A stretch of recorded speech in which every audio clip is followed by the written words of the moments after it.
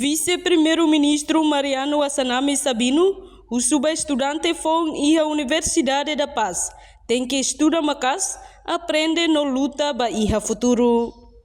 Vice-Primeiro-Ministro, Ministro Coordenador Assuntos Sociais, no Ministro Desenvolvimento Rural, no Habitação Comunitária, Mariano Assanami Hatoli Hirakne, vai hira abertura atividade orientação acadêmica, para estudante Fontina 2025, Paz, quinta-feira, e a campus Paz, Dili.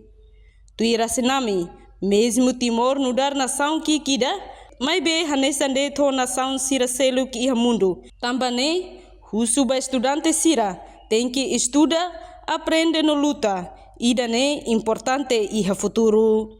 Tecnologia, competição tecnologia. Europa, e da dele, quando a nação que a nessa presidente América haroba presidente Ucrânia. Mas bem, barrau há uma falta de respeito a clube. Vai emanir nessa presidente Ucrânia.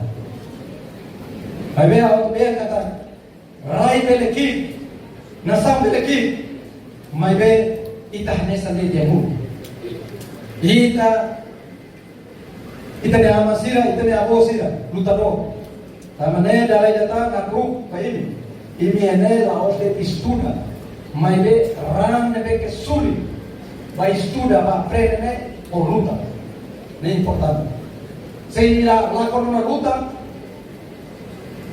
ini se sai be completamente, mas be se ini na falta de espírito luta, vai estudar oi, então ini se ia na falta heroico, anessa heroicira.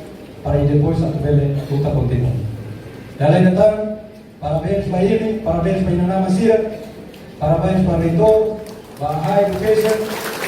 A reportagem Sabina Sansa, Televisão Timor-Poste. Janela Informação ba Emohoto.